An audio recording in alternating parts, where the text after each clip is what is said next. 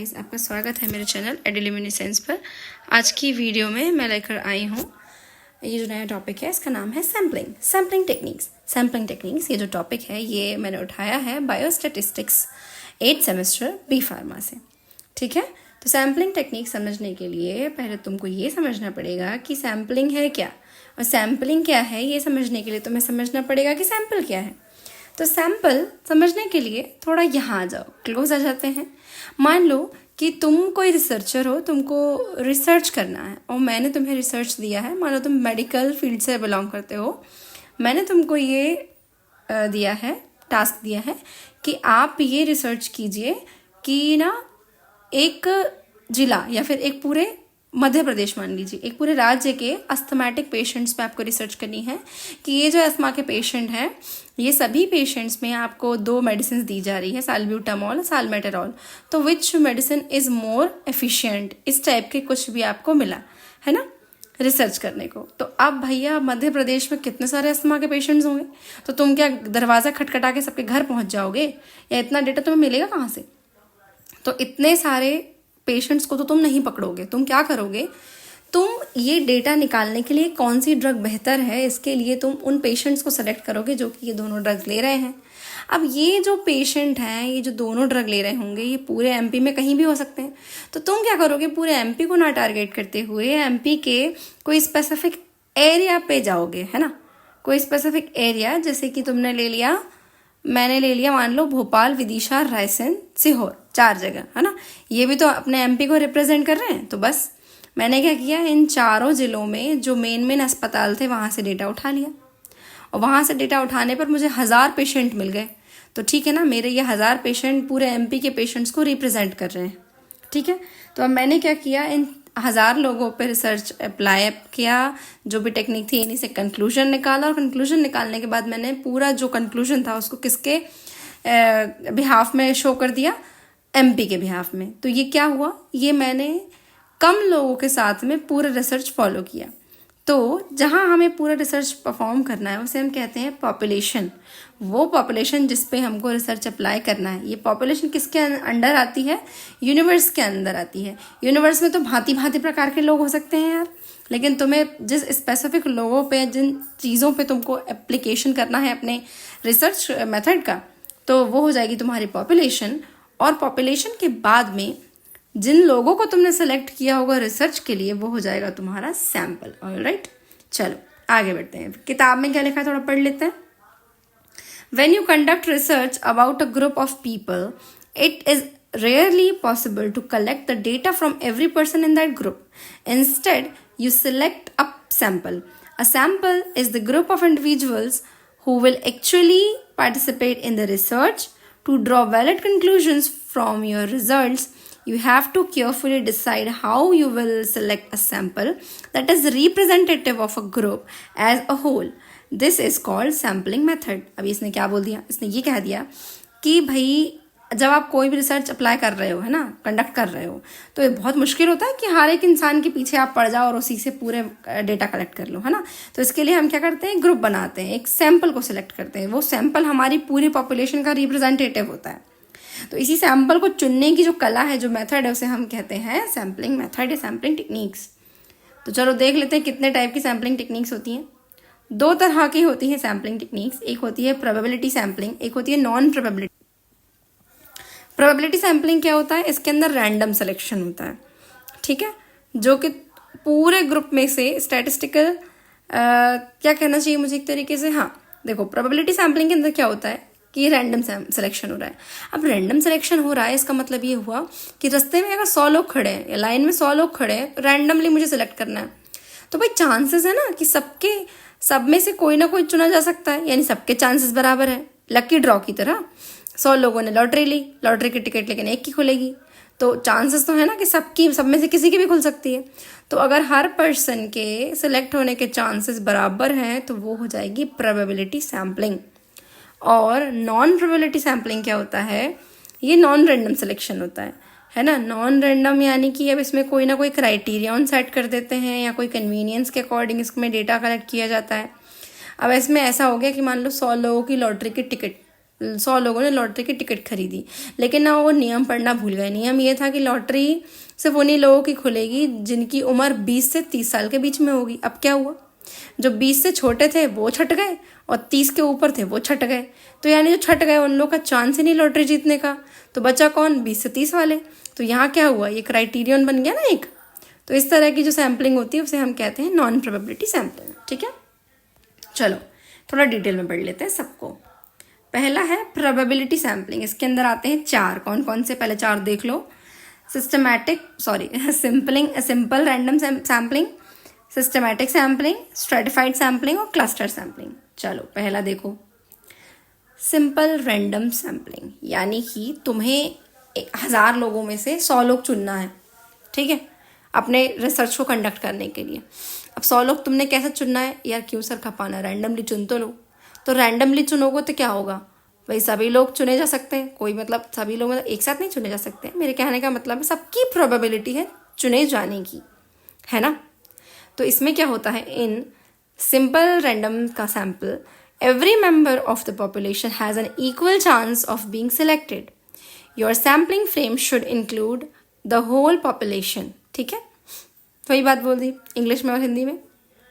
अब मान लो मैं एक रिसर्चर हूँ, अब मैं किसको चुनना चाहती हूँ, चलो थोड़ा सा रंग बिरंगा करने की कोशिश करते हैं। मान लो कि मैं चुनना चाहती हूँ इसको। ठीक है, थोड़ा सा इसका साइज बढ़ा देते हैं, मज़ा नहीं आ रहा है। हाँ जी, तो मैं चुनना चाहती हूँ मान लो इसको, और मुझे और चुनना है, इसको भी चुन लिया मैंने, और इसको भी चुन लिया, और इसको भी चुन लिया। अभी तो मैंने रैंडमली सिलेक्ट कर लिया ना, और चांस तो यही कहता था कि भाई किसी के भी चांस हो सकते हैं।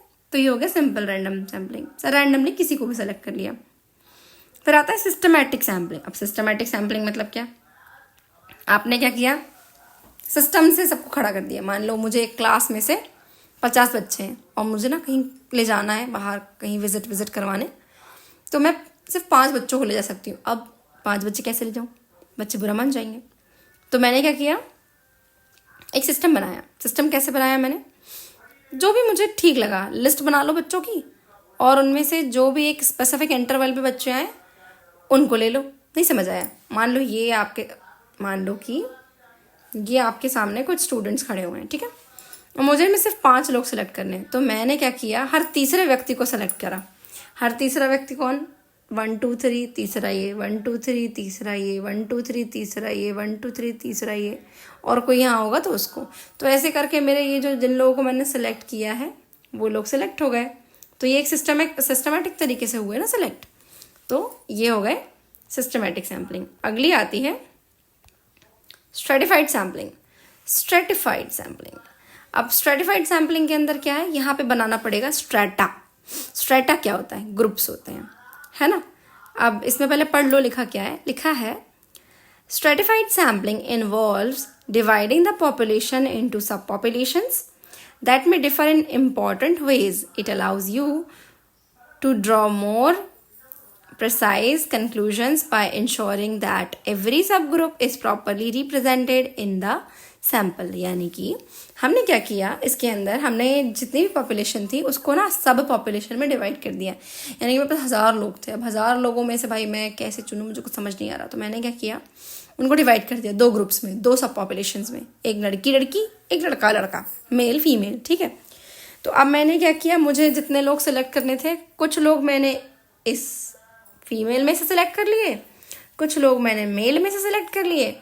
तो ऐसे क्या हुआ, आधी मेरे पास फीमेल हो गई, कुछ मेरे पास मेल हो गए, और इस तरीके से मेरे पास एक पूरा सैंपल आ गया जिसमें कि दोनों सब पॉपुलेशंस थी। ठीक है, इसमें भी गौर से देखो भैया, सबके चुने जाने के चांसेस बराबर थे। ठीक है, अगला आता है क्लस्टर सैम्पलिंग। क्लस्टर यानी कि वही आपको क्लस्टर्स फॉर्म करने हैं। अब देखो, देखने पे ना आपको ये और स्ट्रेटिफाइड सेम ही लगेंगे, लेकिन स्ट्रेटिफाइड में जो सब पॉपुलेशंस आपने बनाई है ना, वो सब पॉपुलेशन किसी ना किसी बेस पे बनाई है। जैसे कि लड़का लड़की, है ना, मेल फीमेल का ग्रुप, या फिर मान लो कुछ बच्चों का ग्रुप, बूढ़ों का ग्रुप, जवान लोगों का ग्रुप, इस तरह से। लेकिन जो क्लस्टर सैम्पलिंग है ना, इसमें हम क्या करते हैं, जो सैम्पल्स हैं उनको क्लस्टर बना देते हैं, उनके सब ग्रुप्स बना देते हैं, और उन सब ग्रुप्स में से हम किसी को उठा लेते हैं, बन गया हमारा सैम्पल। एग्जाम्पल के तौर पर समझ लो, मैं एक क्लास में घुसी, वहाँ 50 बच्चे बैठे हुए थे, उन 50 बच्चों में से मुझे 10 बच्चे निकालने थे। 5 रो में 10-10 बच्चे बैठे हुए थे, 50 है ना। तो मैंने क्या किया, वो जो जिस रो में वो बैठे हैं ना, उसी के बेस पे क्लस्टर बना दिया है ना। 5 रो में बैठे हैं तो cluster number 1, cluster number 2, cluster number 3, 4, 5। अब इन 5 क्लस्टर में से मैंने 2-2 बच्चे उठा लिए। लो भाई साहब, 10 बच्चे मिल गए, ग्रुप तैयार, सैंपल तैयार, है ना। तो ऐसा ही यहाँ पे मान लो ये पूरी पॉपुलेशन है, ये पूरी, इस पॉपुलेशन को तुमने इस पॉपुलेशन में से तुमने निकालना है सैंपल। तो तुमने क्या किया, इनको डिवाइड कर दिया। देखो ये हो गया cluster number 1, cluster number 2, cluster number 3, और इन्हीं जो क्लस्टर्स हैं, इन क्लस्टर्स को में से कोई कोई सिलेक्ट कर लो, तो बन गया आपका सैंपल। ठीक है, सैम्पलिंग की हम बात कर लेते हैं। अगला टाइप ऑफ सैम्पलिंग है non probability sampling. Non probability sampling के अंदर आ जाता है convenient sampling, purposive sampling, snowball sampling और कोटा सैम्पलिंग। अब देखो कन्वीनियंट सैम्पलिंग, अच्छा एक चीज़ हमेशा दिमाग में रखें, कीप इन माइंड कि ना इस वाली सैम्पलिंग में, नॉन प्रोबेबिलिटी सैम्पलिंग में, सभी लोगों के चुने जाने के चांसेस इक्वल नहीं होंगे, अलग अलग होंगे। ठीक है, तो कन्वीनियंट सैम्पलिंग, पहले पढ़ लो लिखा क्या है। लिखा है a convenient sampling simply includes the individuals who happen to be most accessible to the researcher. This is an easy and inexpensive way to gather initial data, but there is no way to tell if the sample is representative of the whole population. So, it can't produce generalizable results. Convenience samples are at risk of both sampling bias and selection bias. अब देखो इसमें क्या है, convenience sampling कह लो, convenient sampling कह लो। भैया मैं हूँ रिसर्चर, मुझे रिसर्च लगानी है एमपी के ही, जो कि अपना पुराना एग्जाम्पल था, जो अभी मैंने शुरुआत में दी थी वही ले लो। अब मैं रहती हूँ भोपाल में, है ना। तो मैंने सोचा कौन इतना दूर दूर जाए कि अलग अलग ज़िलों से सैंपल उठा के लाए, है ना। तो मैंने सोचा यही भोपाल, सीहोर, रायसेन, विदिशा, आसपास के ज़िलों का ले लेती हूँ ना। तो जितने मैंने आसपास के जितने ज़िले थे वहाँ से डेटा उठा लिया। पर ऐसा कोई ज़रूरी है कि ये जो डेटा मैंने उठाया है ये एकदम मतलब फ्री फ्रॉम बायस हो? नहीं भैया, ऐसा ज़रूरी नहीं है। अब यहाँ पे क्या हुआ, मैंने आसपास के लोगों का ही सैंपल ले लिया, तो आगे के जितने ज़िले थे या जितने भी और लोग थे उनका डेटा तो नील हो गया ना, है ना, उनके चांस तो नील हो गए। तो जो भी आपका रिसर्चर है वो अपने आसपास के लोगों का अगर अपनी कन्वीनियंस के अकॉर्डिंग सैंपल ले ले तो उसे हम कहते हैं कन्वीनियंस सैम्पलिंग। इस एग्जाम्पल के तौर पर ये नीले वाले जो भैया दिख रहे हैं ना, आपको बताती हूँ कौन से नीले, ये वाले नीले भैया, है ना, ये रिसर्चर हैं।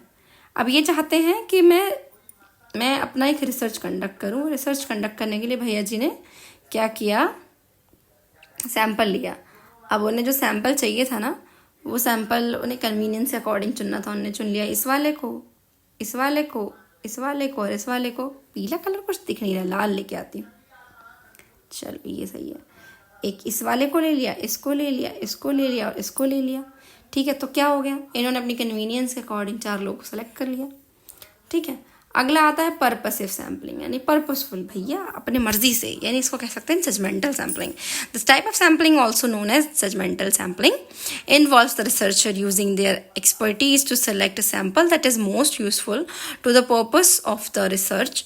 It is often used in qualitative research where the researcher wants to gain detailed knowledge about a specific phenomenon rather than make statistical inferences, or where the population is very small and specific. An effective purpose sampling must have clear criteria and rationale for the inclusion. यानी कि इन्होंने क्या बोल दिया, इन्होंने ये कह दिया कि जो रिसर्चर होते हैं, रिसर्चर क्या चाहते हैं कि भाई हम जो रिसर्च कंडक्ट कर रहे हैं उसमें बेस्ट रिजल्ट्स मिले। बेस्ट रिजल्ट के लिए मान लो सकता है कि उसको कोई क्वालिटेटिव टाइप ऑफ रिसर्च करना है, तो उसको कुछ स्पेसिफिक टाइप के ही लोग चाहिए, है ना। जैसे एग्जाम्पल के तौर पर मान लो एक रिसर्चर है जिसको किस पे स्टडी करनी है, जिसको स्टडी करनी है थायराइड पर, सोचो ऐसा, है ना, हाइपोथायरॉयडिज्म पे स्टडी करनी है, तो वो किसको टारगेट करना चाहेगा? ऑब्वियसली वो फीमेल्स को ज़्यादा टारगेट करना चाहेगा, है ना, क्योंकि ये जो कंडीशन है ये ज़्यादातर फीमेल्स में देखी जाती है। तो ये क्या हो गया, ये पर्पस सैम्पलिंग हुई ना, कि भाई उसका पर्पस है, उसका जजमेंट करना है कि हाँ यार फीमेल में ज़्यादा हो रही तो मैं फीमेल को टारगेट करूँ ना कि मेल को। तो इसलिए वो किसको टारगेट करेगा, फीमेल को। तो ये रिसर्चर भैया हैं और ये अपने अकॉर्डिंग किसको मान लो, उनके हिसाब से इसको, रिसर्चर पे डिपेंड करता है, इसको इसको और इसको सेलेक्ट कर लिया उन्होंने। यहाँ भी सबके चांसेस भैया इक्वल नहीं थे, कुछ लोग स्पेशल थे जिनको चुना जाना था तो वो चुने गए, बाकी लोगों के चांसेस हो गए निल। ओके, चलो भाई आगे बढ़ते हैं। अगली सैम्पलिंग आती है स्नोबॉल सैम्पलिंग। अरे ये क्या बन गया, स्नोबॉल सैम्पलिंग। स्नोबॉल सैम्पलिंग में क्या लिखा होता है, पहले पढ़ो क्या लिखा है। लिखा है if the population is hard to access, snowball sampling can be used to recruit participant via other participants. The number of people you have access to snowballs as you get in contact with the more people. मतलब क्या कह दिया इन्होंने, मान लो आपके पास ज़्यादा बड़ी population नहीं है ना, आपके पास पॉपुलेशन नहीं है ज़्यादा बड़ी, तो आप क्या कर सकते हो उस केस में, आप कम सैंपल ले लो, है ना। आप रिसर्चर हो, ये नीले वाले भैया रिसर्चर हैं, इन्होंने सैंपल के तौर पे ये 2 लोग लिए और उनसे कहा कि प्लीज़ आप लोग खुद से अपने जैसे और लोग ले आओ। तो ये अपने 3 दोस्तों को उठा ले आए और ये अपने 3 दोस्तों को उठा ले आए। तो ये क्या हुआ, रेफरल प्रोग्राम सा हुआ ना, इनने इनको कहा रेफ़र कर दो, इनने इनको कहा रेफ़र कर दो, और हो सकता है ये 3 लोग अगले 6 लोगों को ले आते। तो इससे क्या हो गया, इसे कहते हैं हम स्नोबॉल सैम्पलिंग। अगला होता है कोटा सैम्पलिंग। कोटा सैम्पलिंग के अंदर क्या होता है, एक कोटा डिसाइड होता है। इसमें क्या लिखा है, this relies on the non random selection of a predetermined number of proportion of the units. This is called quota. You first divide the population into mutually exclusive subgroups called strata and then recruit some sample units until you reach your quota. अब देखो यार, इसमें ना थोड़ा सा confusion होता है कई लोगों को। ऐसा कन्फ्यूजन होता है कि स्ट्रेटिफाइड भी था, वो तो प्रोबेबिलिटी में था, ये कोटा है, ये तो नॉन प्रोबेबिलिटी में है। तो भैया अब हम कैसे डिसाइड करें कि हमें कहाँ से सैंपल लेना है, या फिर अगर कोटा में भी आपको स्ट्रेटा डिवाइड करने हैं या स्ट्रेटिफाइड में भी कोटा डिसाइड करना है, तो भाई दोनों तो एक ही हो गए, फिर कैटेगरी अलग अलग क्यों है। समझो, वहाँ पे तुम सब ग्रुप्स में डिवाइड करते हो ना, सभी सब ग्रुप्स में से किसी ना किसी को लेते हो। यहाँ पे तुम सब ग्रुप्स में डिवाइड तो करते हो लेकिन अपने कोटा के अकॉर्डिंग डिसाइड कर लेते हो। जैसे मान लो मुझे कोई रिसर्च लगानी है, मैंने सब लोगों को डिसाइड कर लिया, इस तरह से कोटा में डिसाइड कर लिया, और मुझे सिर्फ अपने सैंपल के लिए फीमेल बॉडी चाहिए और बच्चों की बॉडी चाहिए, मतलब बच्चों का डेटा चाहिए, मुझे इनसे कोई मतलब नहीं। तो क्या हुआ, इनके चांस हुए ना नील। मैंने कोटा के अकॉर्डिंग इनको और इनको चुन लिया, तो ये हो गई कोटा सैम्पलिंग। ठीक है, तो ये था आज का वीडियो पसंद आए तो प्लीज़ लाइक शेयर सब्सक्राइब कर देना। और ना तुमको अगर ये मेरा तरीका पसंद आया हो, इस तरीके से वीडियो शो करने का, इसमें क्या मैं PDF भी दे दूँगी तुमको, अगर ये पसंद आया हो तो प्लीज़ मुझे कमेंट करके बता देना कि ये अच्छा तरीका है, तो मैं अगली बार से और भी वीडियो। ये था आज का वीडियो। अगर वीडियो पसंद आया हो तो प्लीज़ लाइक कर देना, शेयर कर देना,